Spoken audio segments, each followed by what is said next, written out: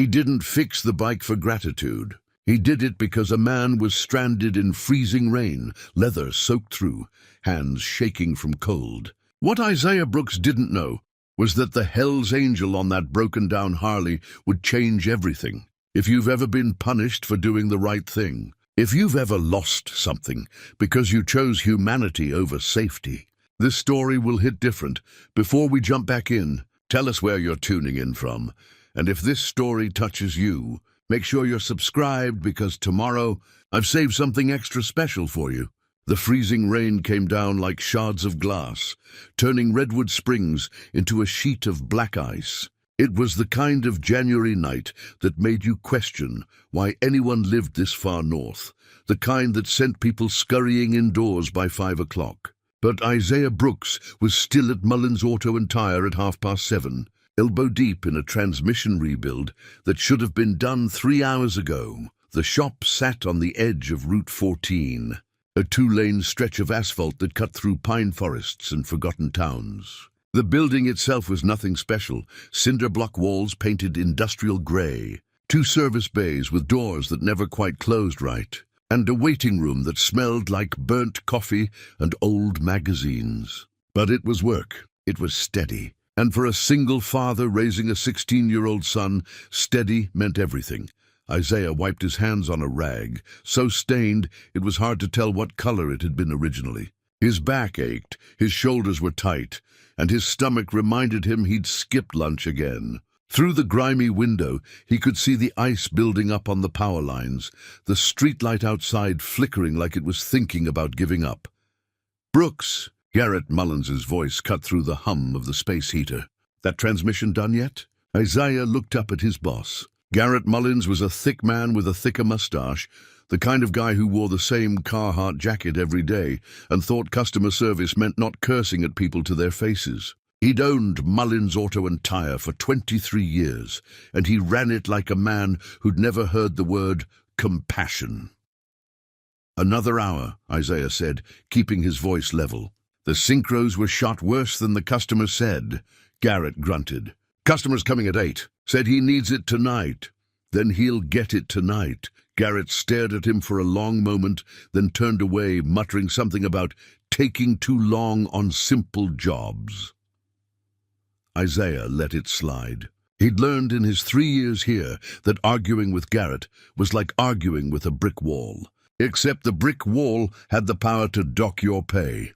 The shop was quiet except for the metallic clink of tools and the steady drum of freezing rain on the roof. Raoul, the other mechanic, had left an hour ago, claiming his wife needed him home before the roads got worse. Denise, the secretary who worked the front desk, had clocked out at 5 sharp like always. It was just Isaiah, Garrett, and the cold. Then came the sound. At first, Isaiah thought it was thunder, a deep rumbling that seemed to shake the walls. But it didn't fade. It grew louder, closer, until he recognized it, the unmistakable growl of a Harley Davidson. The engine sputtered, coughed, then died right outside the shop. Isaiah stood, wiping his hands again, and moved toward the open bay door. Through the curtain of freezing rain, he saw it, a massive black and chrome motorcycle, steam rising from the engine, and a man climbing off slowly, stiffly, like every movement hurt. The man was big, broad-shouldered, wrapped in a leather vest that read Hell's Angels MC across the back in bold white letters. His arms were covered in tattoos, his face hidden beneath a thick beard crusted with ice. He wasn't wearing a helmet, just a black bandana soaked through, and his hands were shaking as he tried to pull the bike onto its kickstand. Isaiah's breath caught. He'd seen Hell's Angels roll through town before, usually in packs, usually loud and intimidating. But this one was alone, and he was in trouble. "Brooks!" Garrett's voice was sharp behind him. "Get back to that transmission." Isaiah didn't move. He watched the man stumble, catch himself against the bike, then look around like he was searching for help that wasn't coming. I said, "Get back to work." Garrett stepped beside him now, arms crossed. "That's not our problem. He's stranded," Isaiah said quietly. "He's a biker, probably drunk. Probably dangerous. He's freezing." Garrett turned to face him fully now, eyes hard. "You walk out that door, you're done here." I'm not paying you to play hero for every jackass who breaks down on the highway. Isaiah looked at Garrett, then back at the man outside. The biker had his phone out, but his hands were shaking so badly he kept dropping it. The screen lit up his face for a moment, weathered, exhausted, desperate.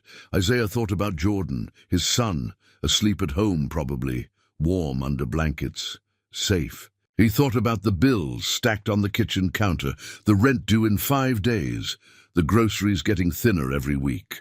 He thought about how hard he'd worked to keep this job, to keep everything together after Jordan's mother left 4 years ago. After the world decided a black man with a high school diploma didn't deserve an easy path.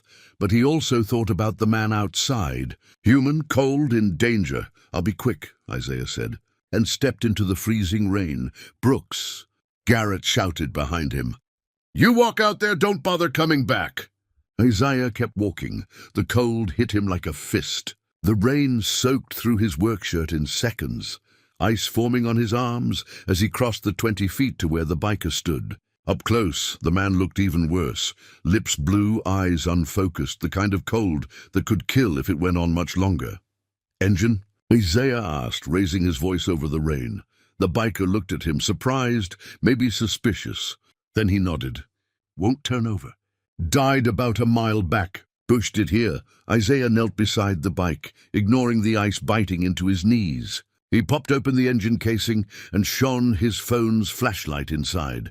Water. The electrical system was soaked, and the spark plugs were fouling out. Not a complicated fix, but it'd take time. "Got tools?" The biker asked, teeth chattering. "Yeah." Isaiah stood. "Come inside. You need to warm up."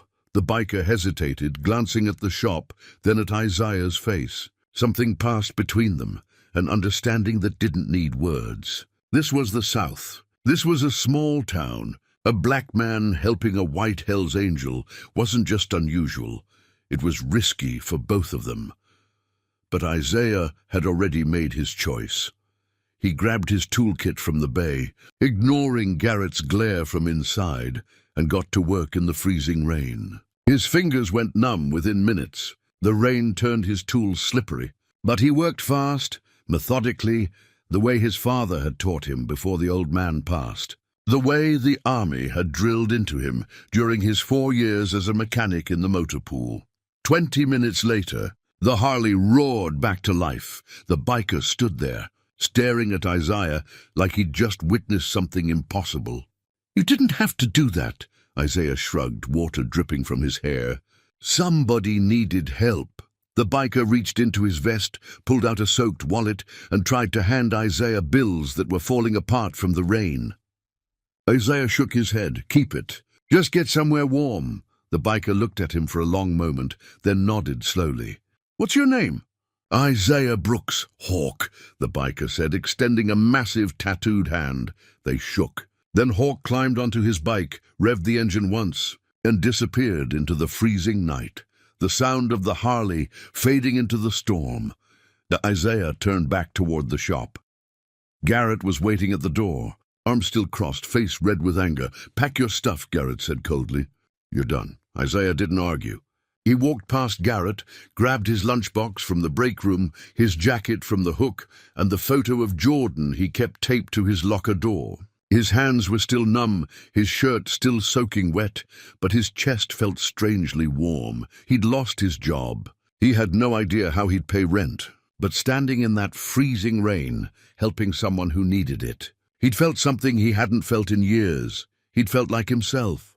As Isaiah walked out of Mullins Auto Tire for the last time, the freezing rain still coming down, he didn't know that everything was about to change. He didn't know that Hawk wasn't just a Hell's Angel. He didn't know that one choice, made in the cold and the dark, would then shock an entire town. But he was about to find out. Isaiah sat in his truck in the parking lot of Mullins Auto Tire, engine running, heat blasting, but he couldn't stop shaking. Not from the cold anymore, from something deeper.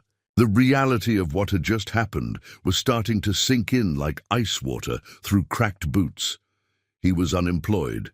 3 years of steady paychecks, gone. 3 years of showing up early, staying late, fixing every problem Garrett threw at him, all erased in 20 minutes of freezing rain and human decency. He pulled out his phone. 12 texts from Jordan. Dad, where are you? It's almost 9. Did you eat, Dad? Isaiah typed back with numb fingers. On my way home. Everything's fine. It wasn't fine. Nothing was fine. But Jordan didn't need to know that yet. Not tonight. The drive home took 15 minutes through streets that were turning into ice rinks. Isaiah gripped the wheel tighter than necessary, his mind racing through numbers he didn't want to face. Rent was $100 due in 5 days. He had maybe $340 in checking. Jordan needed new shoes. His old ones were falling apart. The electric bill was overdue. The truck needed an oil change it wasn't going to get. He'd been paycheck to paycheck before, but he'd never been jobless. The house was a small rental on Maple Street, a 2-bedroom with siding that needed painting and a porch that sagged on one side. But the heat worked, the roof didn't leak, and it was theirs. Or at least, it had been for the past 18 months. Isaiah pulled into the driveway and sat for a moment, staring at the warm glow from the living room window. He could see Jordan's silhouette moving inside, probably pacing, probably worried. That kid worried too much for 16. He grabbed his lunchbox and walked inside. Jordan met him at the door, tall and lanky, wearing the basketball hoodie Isaiah had bought him last Christmas. His hair was cut close, his eyes sharp and searching, so much like his mother's, it sometimes hurt to look at him. "You're soaked," Jordan said. "What happened?" Isaiah set down his lunchbox and peeled off his jacket. "Had to help someone. Got caught in the rain.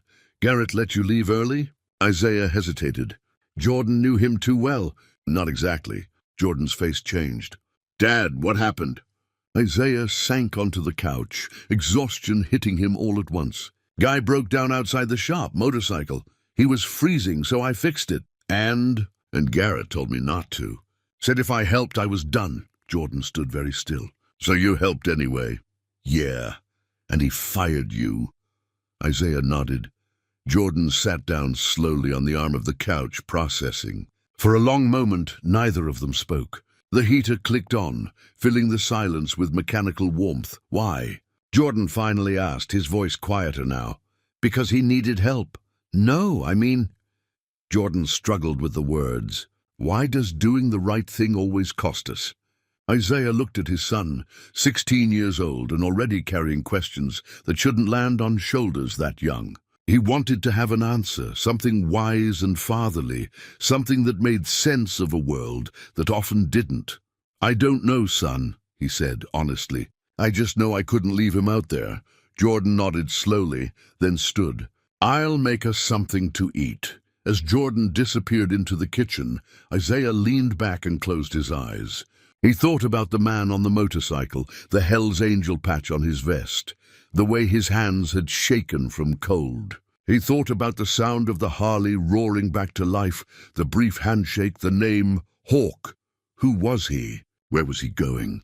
And why did Isaiah feel like that encounter meant something more than just a stranded rider and a decent mechanic? He didn't have answers. All he had was a growing knot in his stomach and the knowledge that tomorrow he'd have to start looking for work in a town where Garrett Mullins knew every shop owner within 50 miles.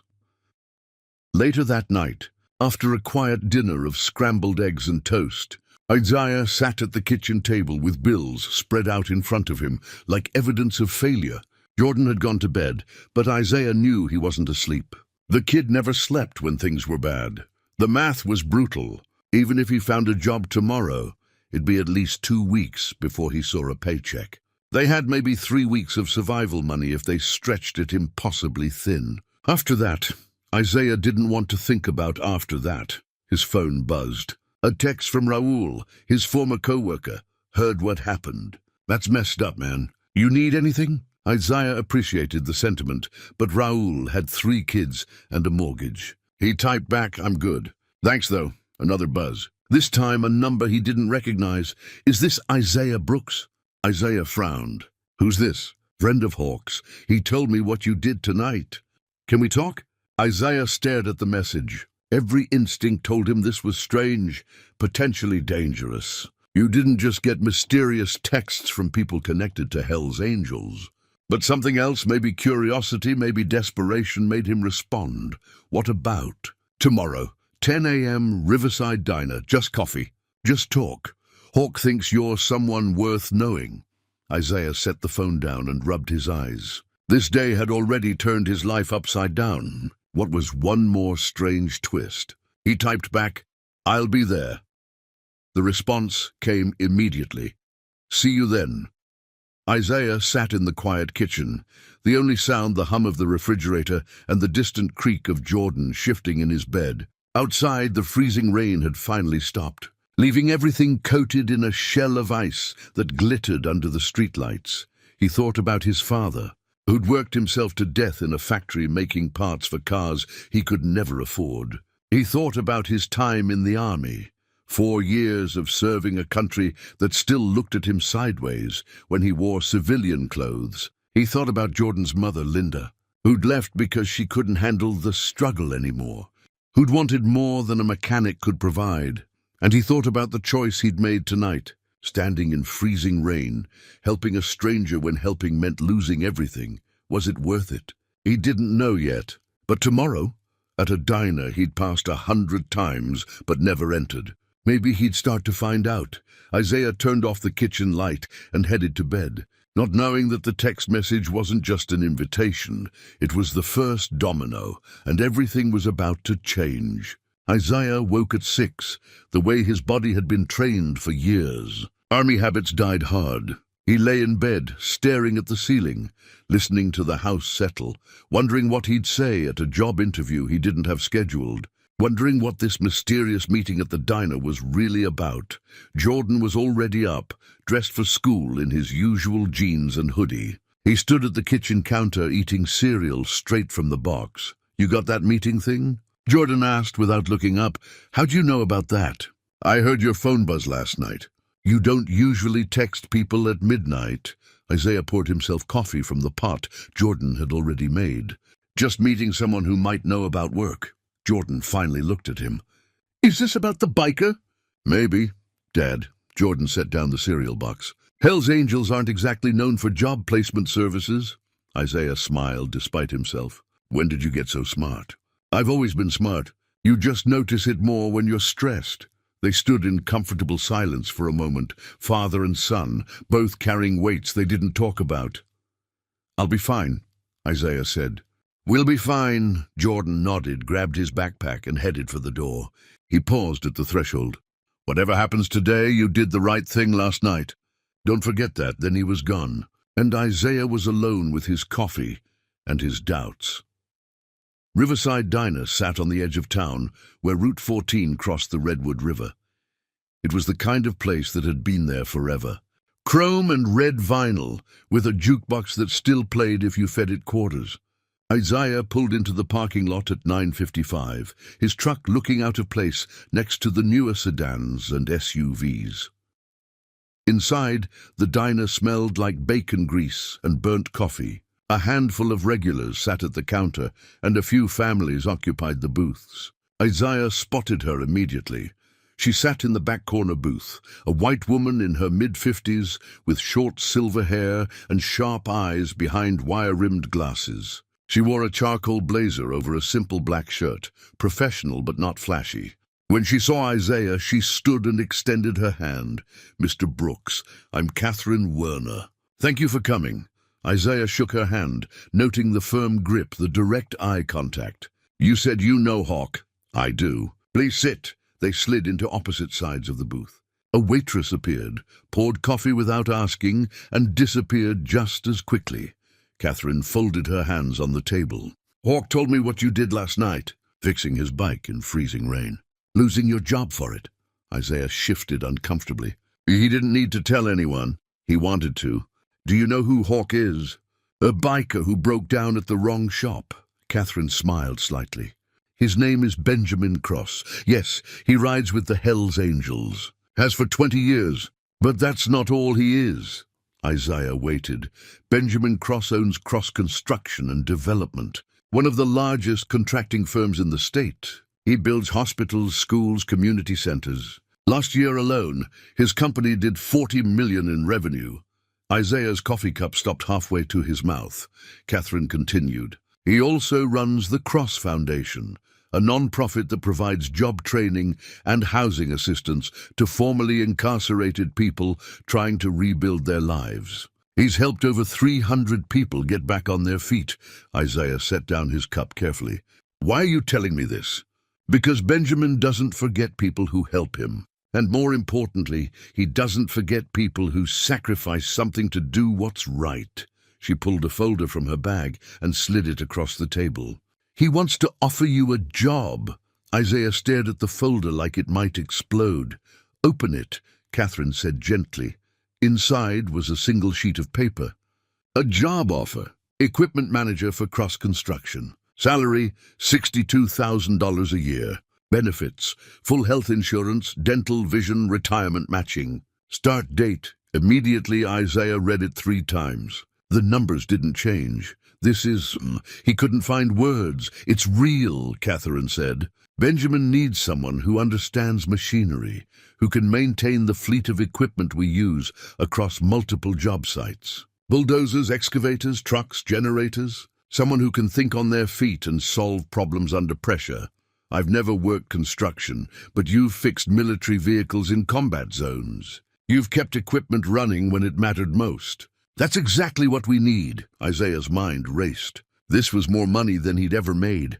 This was stability. This was health insurance for Jordan, rent with room to breathe, groceries without counting pennies, but it felt impossible. Why me? He asked quietly. There are 100 mechanics in this state with more experience. Catherine leaned forward.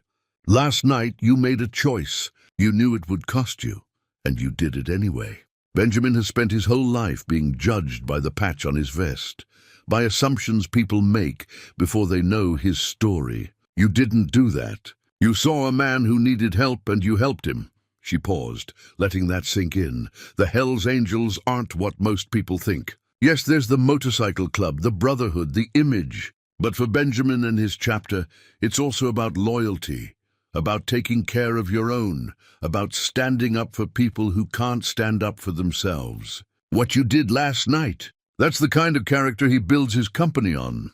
Isaiah looked down at the job offer again. His hands were shaking slightly.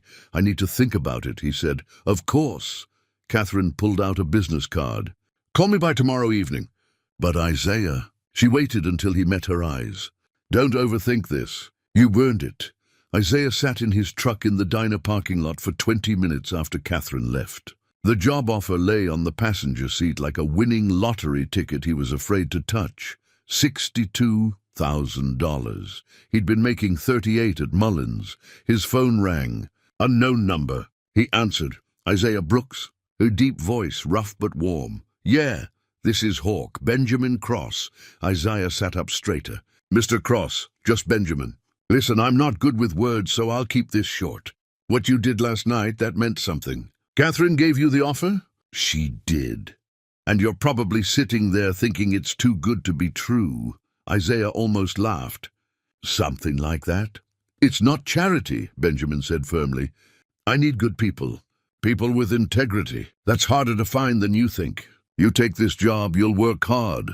You'll earn every dollar. But you'll also be part of something that matters. We build things that last. We help people who need second chances. And we take care of our own. Isaiah closed his eyes, feeling the weight of the moment. I've got a son, he said. Jordan, he's 16. Smart kid. Wants to go to college. Then you take this job, Benjamin said, and you make that happen. That's what fathers do. They show up. They sacrifice. They build something better for the next generation. You already proved you know how to do that. The line was quiet for a moment. I'll take it, Isaiah said. Good. Welcome to Cross Construction. Catherine will handle the paperwork. You start Monday. The call ended. Isaiah sat in his truck, staring out at the grey winter sky, and for the first time in years, he felt something he'd almost forgotten. Hope. Preparing and narrating this story took us a lot of time, so if you are enjoying it, subscribe to our channel. It means a lot to us. Now back to the story. Monday morning came faster than Isaiah expected. He stood in front of his closet at 5:30, staring at clothes that suddenly felt inadequate. Work boots, yes. Jeans, fine. But the flannel shirts he'd worn at Mullins seemed too casual, too rough for a company that built hospitals and schools. Jordan appeared in the doorway, still in his pajamas. "You're overthinking it, Dad. I don't even know what the dress code is. You're managing equipment, not attending board meetings. Wear what you'd wear to fix things." Isaiah pulled on a clean navy work shirt and his least worn jeans. Jordan was right. He was a mechanic, not a businessman. That's what they hired him for. "You nervous?" Jordan asked, terrified. "Good, means you care." Jordan grinned. "Now go show them what a Brooks can do." Cross Construction headquarters sat on 15 acres on the north side of Redwood Springs. The main building was modern, all glass and steel, with the company logo, a stylized hammer and compass, mounted above the entrance. But surrounding it were the real guts of the operation: massive equipment yards, maintenance bays, storage warehouses, and a training facility. Isaiah parked his truck in the visitor lot, feeling immediately out of place among the newer vehicles. He grabbed his lunchbox, the same metal one he'd carried for years, and walked toward the entrance. Catherine met him in the lobby. "Right on time. That's a good sign." She led him through security, got him an ID badge with his photo and the title Equipment Manager, and guided him through corridors that smelled like new carpet and possibility. "You'll be working primarily out of Bay 3, she explained. "That's where we maintain the heavy equipment. You'll have a crew of 4 mechanics under you, all experienced, all good at what they do." Isaiah stopped walking. "Under me? I thought I was just fixing equipment." Catherine smiled. "You're managing the maintenance operation. Benjamin doesn't hire people to do one thing. He hires people who can grow." They exited through a back door into the equipment yard. The scale of it hit Isaiah immediately. Bulldozers the size of houses, excavators with arms that could tear through concrete, dump trucks that could carry 20 tons, all of it painted in Cross Construction's distinctive black and orange. Bay 3 was a massive maintenance facility with hydraulic lifts, diagnostic equipment and tool stations that made Mullins Auto look like a lemonade stand. 4 men looked up as Isaiah and Catherine entered. "Gentlemen," Catherine said, "this is Isaiah Brooks, your new equipment manager." "Isaiah, meet your crew." A stocky white man with a grey beard stepped forward first. "Tom Haverford." 30 years with Cross, mostly work on the heavy machinery. Next came a younger Hispanic man. "Luis Mendoza, hydraulic specialist." A thin black man with dreadlocks nodded. "Deshaun Porter, electrical systems." The last was a white man in his 50s who didn't offer his hand. "Rick Bowman. I've been here 15 years. The tension was immediate. Rick's eyes moved from Isaiah's face to his work boots and back, assessment turning into something colder. "Any questions?" Catherine asked brightly, either not noticing or choosing to ignore the atmosphere. "We're good," Tom said. But his eyes flicked to Rick. Catherine left, and the silence that followed felt heavy. Isaiah set down his lunchbox. "Look, I know this is sudden. I'm not here to change how you work or act, like I know your job's better than you do. I'm here to keep this operation running smoothly, and to support you however I can." Tom nodded slowly. "Fair enough. You got experience with CAD equipment. Worked on military versions. Similar systems. Good. We got a D9 dozer with transmission issues. Been sitting for a week. Show me." The D9 was massive, a 70-ton beast with tracks taller than Isaiah. Tom walked him through the symptoms. Slipping in third gear, rough shifts, occasional stalling. Isaiah climbed into the cab, started the engine, and listened. Really listened. The sound told him stories if you knew how to hear them. "Torque converter," he said after 5 minutes. Luis looked skeptical. "You sure? We thought it was the clutch packs." "Could be. But that sound at 1800 RPM. That's converter shudder. We pull it. I bet we find worn friction surfaces." Tom and Luis exchanged glances. "All right," Tom said. "Let's find out." They spent the next 3 hours tearing into the transmission. Isaiah worked alongside them, not above them, getting his hands dirty, asking questions about cross-construction systems, learning their rhythm. When they finally pulled the torque converter, Luis whistled. "Damn, you called it." The friction surfaces were scored and worn. Textbook failure. Nice diagnosis, Tom said. Respect creeping into his voice. Rick, who'd been watching from a distance, just turned and walked away. Lunch was in a break room that overlooked the equipment yard. Isaiah sat alone at first, unpacking the sandwich Jordan had made him that morning. Then Tom and Luis joined him. "Don't mind Rick," Tom said. "He's been acting lead for 6 months while they searched for a manager. He expected to get the job," Isaiah nodded. He'd seen this before, in the army and at Mullins. Being the outsider, especially being the black outsider, meant proving yourself twice as hard. "How'd you land here?" Luis asked. "Catherine said something about Benjamin meeting you." Isaiah hesitated, then told them a simplified version. Motorcycle breakdown, freezing rain, lost his job helping. Tom leaned back. "That sounds like Benjamin. Man's got a sixth sense for character. Picked me up when I was fresh out of prison 20 years ago. Gave me a shot when nobody else would. What were you in for?"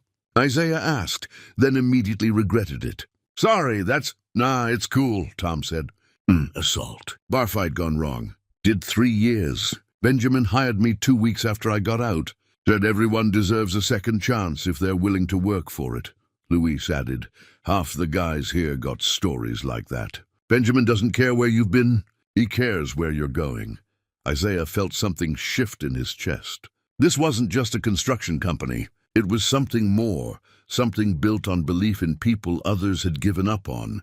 Deshawn joined them, dropping into a chair. "Rick's over in Bay 2 talking trash, saying you got hired because Benjamin felt sorry for you."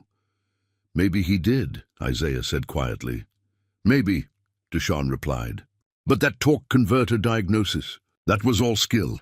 You earned your spot today." Rick just can't see past his own disappointment. The afternoon brought more challenges. A hydraulic line burst on an excavator. A generator wouldn't start. A dump truck's air brakes were sticking. Isaiah moved between problems, consulting with his crew, learning their strengths, trying to build trust through competence. By 5 o'clock he was exhausted but satisfied. They'd fixed everything thrown at them. As he headed to his truck, Benjamin's motorcycle pulled into the lot. The big man climbed off, still wearing his Hell's Angels vest, and walked over. "How was day 1? Benjamin asked, still standing. Benjamin laughed. "That's all you need to do. Stand, show up, do the work. The rest figures itself out." He paused. "Catherine told me about the dozer. Good call on the converter.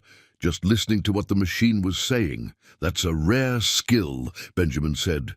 "Most people hear noise. You hear problems before they become disasters. That's why you're here." As Benjamin rode away, Isaiah sat in his truck, feeling something he hadn't felt in years.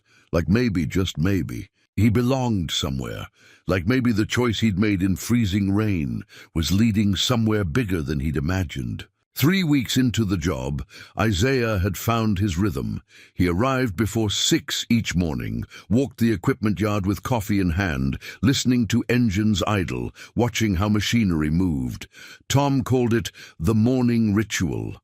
Isaiah called it necessary. The crew had warmed to him, all except Rick, who maintained a cold distance, punctuated by small acts of resistance. Tools left in the wrong place. Maintenance logs filed incorrectly. Nothing overtly hostile, just enough friction to remind Isaiah he wasn't fully accepted. But on a Wednesday in late February, everything changed. Isaiah was in Bay 3, reviewing the maintenance schedule when his radio crackled. "Equipment manager to the main office. Urgent."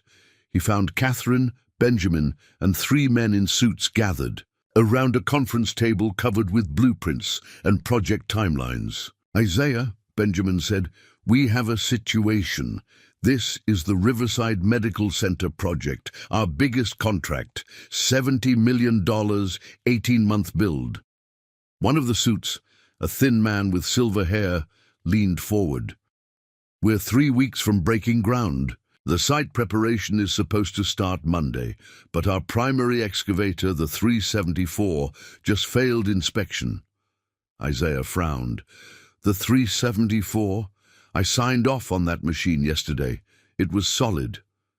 "State inspector found stress fractures in the boom," Catherine explained. "It's grounded until we can get replacement parts and recertify. That's minimum 4 weeks. The silver-haired man's face was tight. We can't wait 4 weeks. We have contractual deadlines. If we don't break ground on schedule, we face penalty fees of $50,000 per day. Benjamin looked at Isaiah. We have backup equipment, but nothing with the reach and power of the 374. The site has deep excavation requirements, underground utilities, rocky terrain. We need something that can handle it. Isaiah studied the blueprints, his mind already running through their equipment inventory. The 390? Too old, Tom's voice came from the doorway. He'd followed Isaiah to the meeting. Hydraulics are unreliable. Can't risk it on a project this big. The 336? Louis suggested, joining them. Not enough reach, Isaiah said, measuring distances on the blueprint with his finger. We'd need to bring in additional equipment, which means more time, more coordination, more cost. The silver-haired man stood. Then we need to delay. I'll start working on the client relationship, see if we can negotiate. Wait, Isaiah said. Everyone turned to him. What about the 349? Benjamin shook his head. That machine's been sitting in the back lot for 8 months. Previous owner ran it into the ground. We bought it at auction, thinking we'd refurbish it eventually. I've seen it, Isaiah said. Walked past it every morning.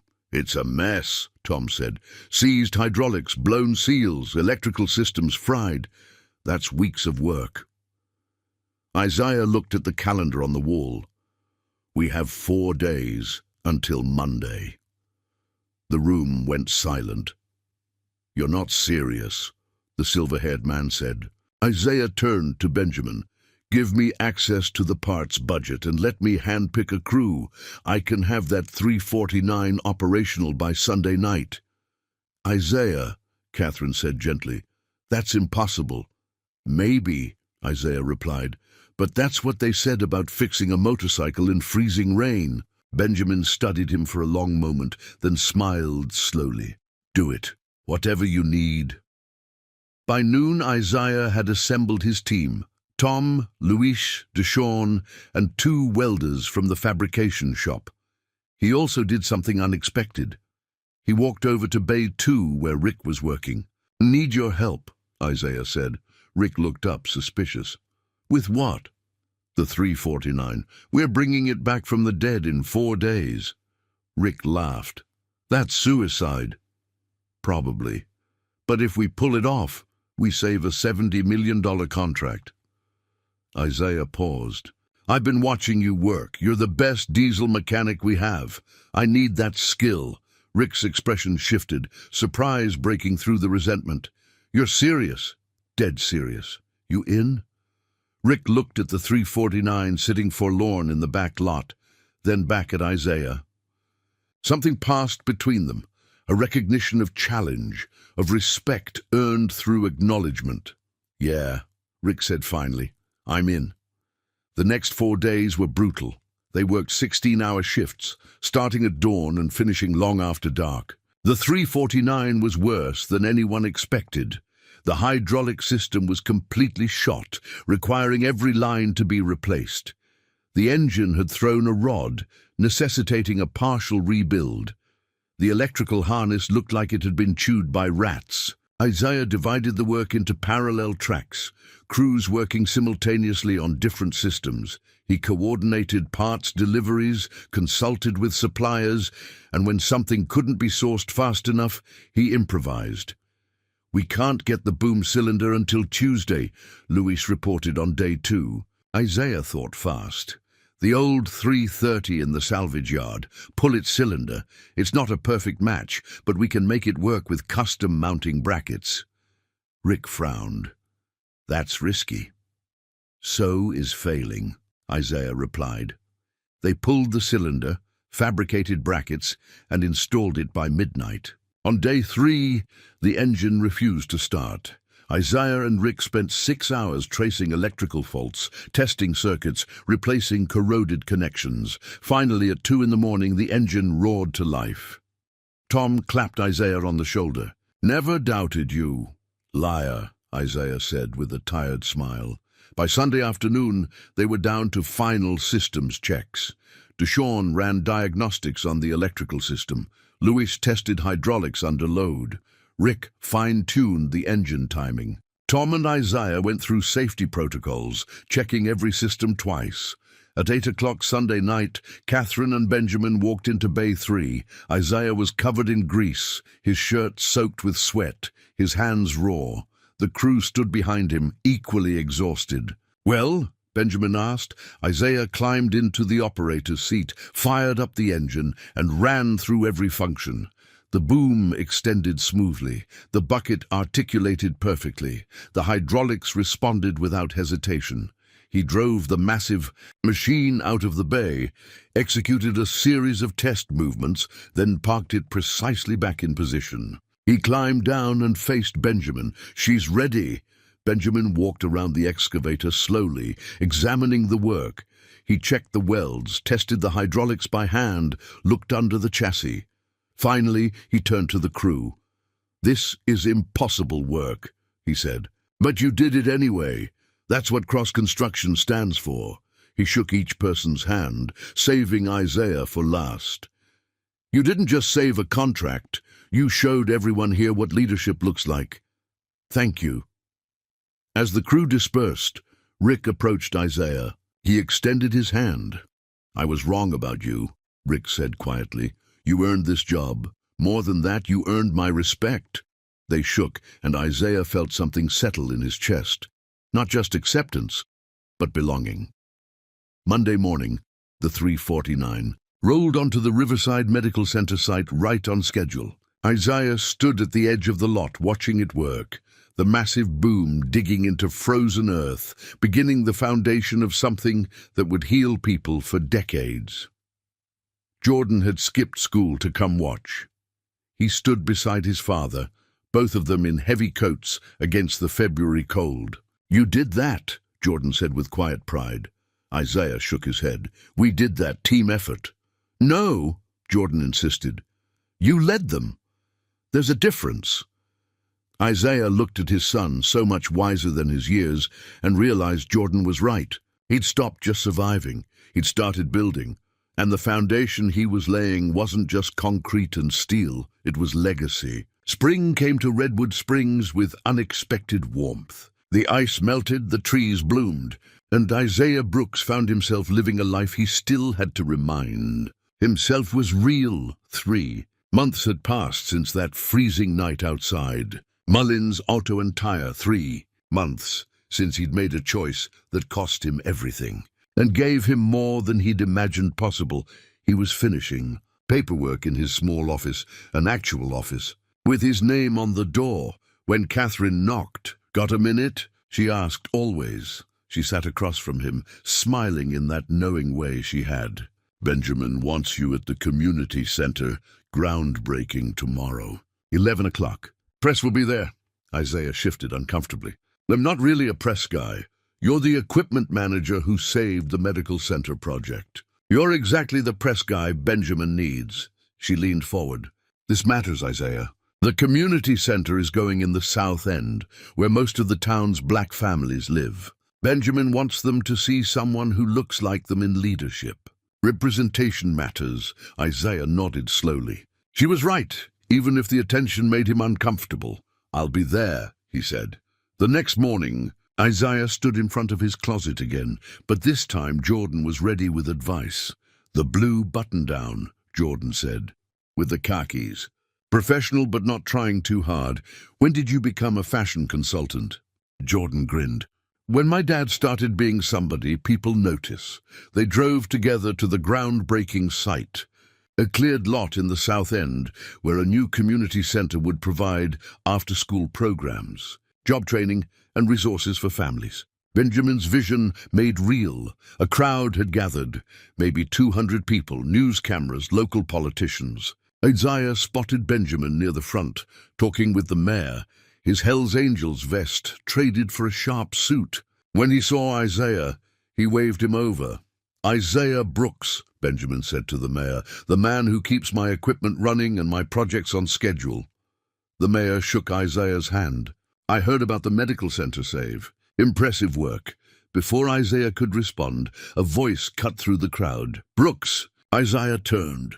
Garrett Mullins stood at the edge of the gathering, arms crossed, face red.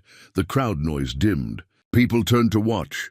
Garrett walked forward, and Isaiah's chest tightened. Jordan stepped closer to his father instinctively. "Heard you landed on your feet," Garrett said, loud enough for others to hear. "Must be nice having connections." Benjamin started to move forward, but Isaiah raised his hand slightly. "This was his moment. I earned my position," Isaiah said calmly. "Same way I earned my spot at your shop. By showing up and doing the work. You walked out on a job," Garrett shot back. "I helped someone who needed it. You fired me for it. That says more about you than me?" Garrett's face reddened further. "You cost me time and trust." "No," Isaiah replied, voice still even. "I made a choice." "You made one too. We're both living with the consequences." The silence stretched. Then Benjamin stepped forward, not aggressive, just present.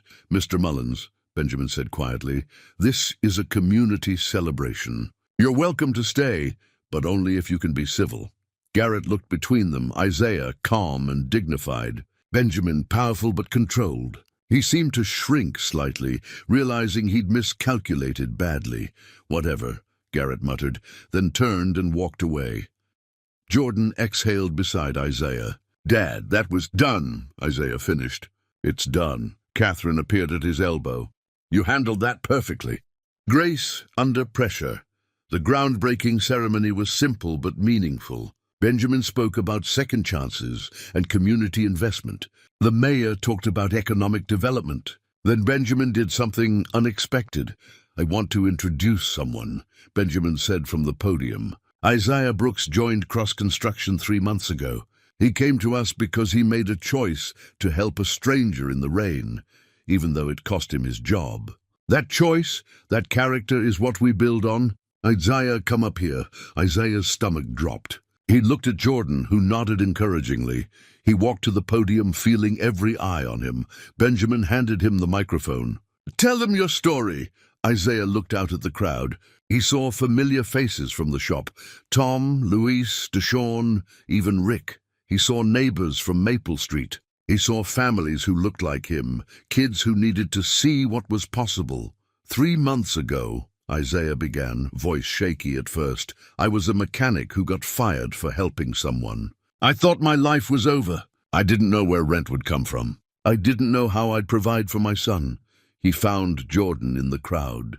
"But someone saw past the mistake I supposedly made.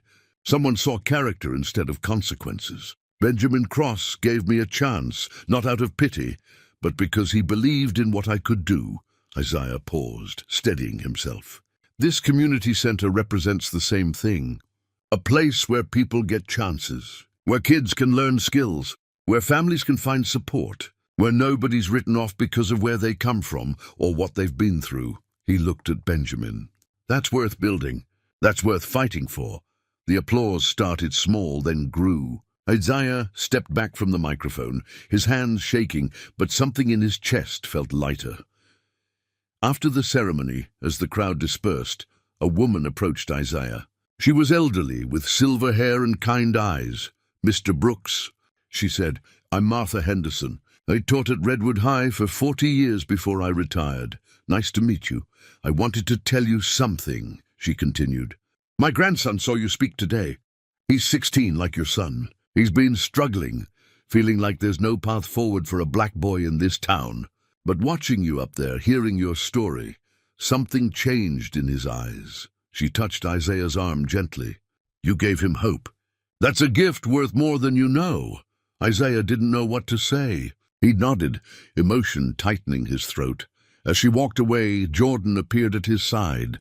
"Dad, Mr. Peterson wants to talk to you." My guidance counselor, a middle-aged man in a sport coat, approached, hand extended. "Mr. Brooks, I'm Jack Peterson. Jordan's told me a lot about you. Hopefully good things. Very good things. Actually, I wanted to discuss something.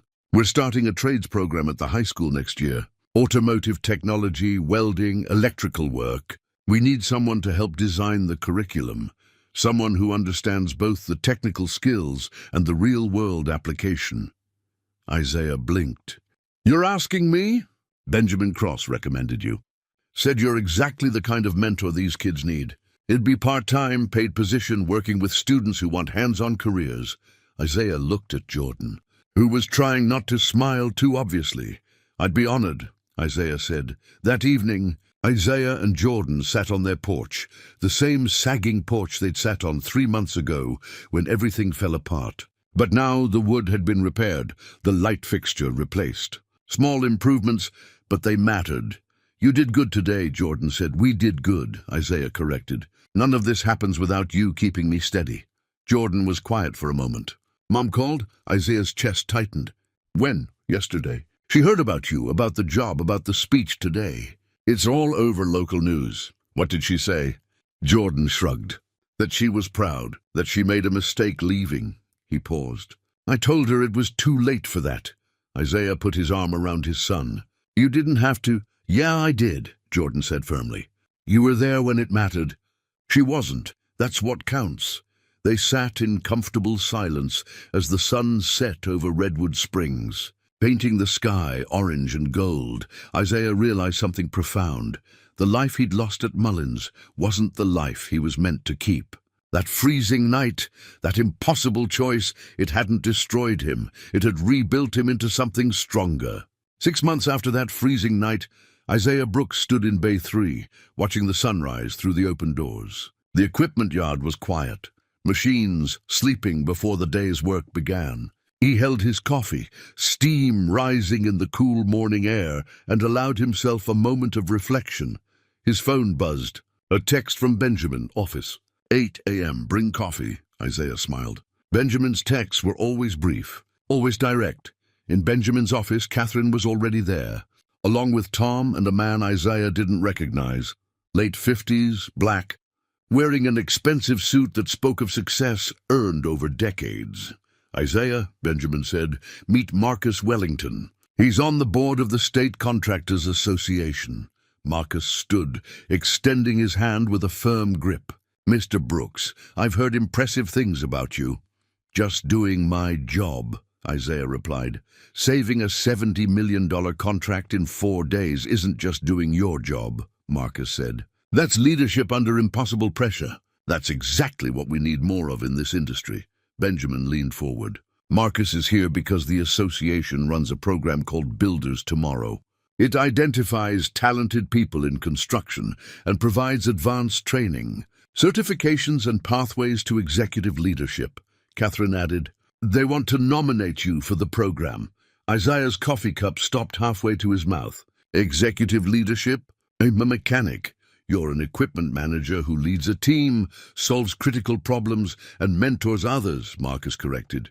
The construction industry is changing. We need leaders who understand the work from the ground up, who've earned respect through competence, not just credentials. Tom spoke up. He's saying you should take it, Isaiah. This is the kind of opportunity that doesn't come twice. Isaiah looked at Benjamin. What do you think? I think you've already proven you can handle more than you believe you can, Benjamin said. But it's your choice, always your choice. Isaiah thought about Jordan, about the high school trades program he'd started helping design, about the kids at the community center who now saw him as proof that change was possible. What does the program involve? Isaiah asked. Marcus pulled out a folder. 6 months of intensive training, business management, project oversight, contract negotiation, safety compliance at the executive level. You'd still work at Cross, but you'd attend classes 2 evenings a week and some Saturdays. Upon completion, you'd be qualified for senior management positions anywhere in the state. Isaiah opened the folder. The curriculum was intimidating. Courses on finance, leadership theory, legal compliance. Things he'd never studied. But 6 months ago, he'd never managed a team either. 6 months ago, he'd thought his ceiling was fixing cars in a 2-bay garage. I'll do it, Isaiah said. Marcus smiled broadly. Excellent. Welcome to Builders Tomorrow. That afternoon, Isaiah picked up Jordan from school. His son climbed into the truck with his usual backpack, but also carrying a folder. What's that? Isaiah asked. College applications, Jordan said. Mr. Peterson helped me with them. Got one for state, one for tech, one for community college's engineering program. Isaiah pulled over to the side of the road, put the truck in park, and looked at his son. "Jordan, I need to tell you something. I'm going to be in school too. Management training program. Nights and weekends for 6 months." Jordan's eyes widened. Then he started laughing. "We're both going back to school?" "Looks like it." Jordan shook his head, still grinning. "Mom was wrong about you, you know. She said you'd peaked, that you'd never be more than a mechanic. But look at you now." Isaiah's chest tightened. "Being a mechanic isn't a bad thing. I know, Dad, but being someone who keeps growing, who keeps pushing forward no matter what life throws at them, that's everything." Jordan's voice grew serious. "You're my hero. You know that, right?" Isaiah pulled his son into a hug, both of them awkward in the truck's cab, but neither caring. "You're mine too," Isaiah whispered. 3 months into the Builders Tomorrow program, Isaiah sat in a classroom at the community college with 15 other students, contractors, project managers, engineers. He was the only equipment manager, the only one who'd started as a wrench-turning mechanic. The instructor, Dr. Patricia Okafor, was discussing organizational leadership. "True leadership," she said, "isn't about authority. It's about influence earned through character and competence. It's about making decisions that serve others, even when those decisions cost you something." Isaiah thought about the freezing rain, the broken motorcycle, the choice that had cost him everything and given him more. After class, Dr. Okafor called him aside.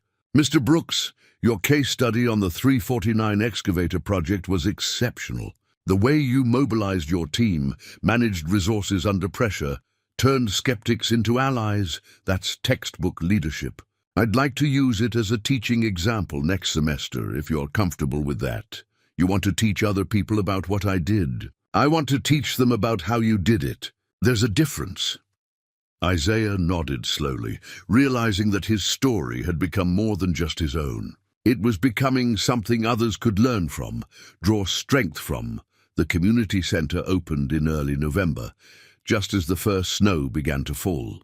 Isaiah attended with Jordan, both of them bundled in winter coats, joining hundreds of community members for the grand opening. The building was beautiful, modern design, bright spaces, equipped with computer labs, workshop areas, a gymnasium, and meeting rooms. Benjamin had spared no expense. Inside, Isaiah walked through the trades workshop, where high school students would soon learn welding, electrical work, and automotive repair. His curriculum, his vision, brought to life. A plaque on the wall caught his eye. This facility was made possible through the dedication of those who believe in second chances, who understand that where you start doesn't determine where you finish, and who prove every day that character matters more than credentials. Built by cross-construction with pride and purpose, Benjamin appeared beside him. "You like it?" "It's perfect. You helped build this, Isaiah. Not just the workshop program, the whole vision. When people see what's possible here, they'll remember that it started with a man who chose humanity over security." Isaiah looked at Benjamin. "You keep saying I made a choice that night, but you made one too. You could have just said thank you and moved on. Instead, you changed my life." Benjamin put a hand on Isaiah's shoulder. "We changed each other's lives. That's how it works when people show up for each other." That evening, back home on Maple Street, Isaiah and Jordan decorated their small Christmas tree, a tradition they'd maintained even in the hardest years. Jordan hung ornaments while Isaiah strung lights, and they worked in comfortable silence. "Dad," Jordan said finally, "I got accepted to state, full scholarship. Engineering program." Isaiah stopped, lights dangling from his hands. "Jordan, when did you find out?" "Today. Wanted to tell you in person." Jordan's eyes were bright with pride and emotion. "They said my essay about you, about what you taught me about resilience and integrity, that's what set my application apart." Isaiah set down the lights and pulled his son into an embrace. "I'm so proud of you. I learned it from watching you," Jordan said. "You taught me that setbacks aren't endings. They're just plot twists." Later that night, Isaiah sat alone on the porch, newly repaired, solid beneath him, and looked out at Redwood Springs. The town was quiet under fresh snow, lights twinkling from windows, smoke rising from chimneys. His phone buzzed. A text from an unknown number. This is Hawk. Just wanted to check in. How's life treating you? Isaiah smiled and typed back, better than I ever imagined. Thank you for seeing something in me I didn't see in myself. The response came quickly. I just saw what was already there. You did the rest. Keep building, brother. Isaiah looked up at the stars, thinking about the impossible chain of events that had brought him here. A broken motorcycle, freezing rain, a choice made in the dark, and everything that followed. He thought about the kids who would learn trades in the program he'd helped create, the families who would find resources at the community center, the team at Cross Construction who'd learned that leadership comes from character, not credentials. He thought about Jordan, heading to college on a full scholarship, in carrying forward lessons learned from watching his father fall and rise again. Isaiah realized something profound. He'd spent years believing his purpose was to fix things that were broken. But his real purpose was bigger than that. It was to build things that lasted, to invest in people who needed chances, to show up when it was hard, to lead when it was uncomfortable, to choose humanity even when it cost something. The freezing rain had stripped away the life he thought he needed so he could build the life he was meant to have. And standing here now, 6 months later, Isaiah Brooks knew one thing with absolute certainty. He would make that same choice again, every single time. Because some decisions don't just change your life, they reveal who you've always been. Up next, you've got 2 more standout stories right on your screen. If this one hit the mark, you won't want to pass these up. Just click and check them out. And don't forget to subscribe and turn on the notification bell so you don't miss any upload from us.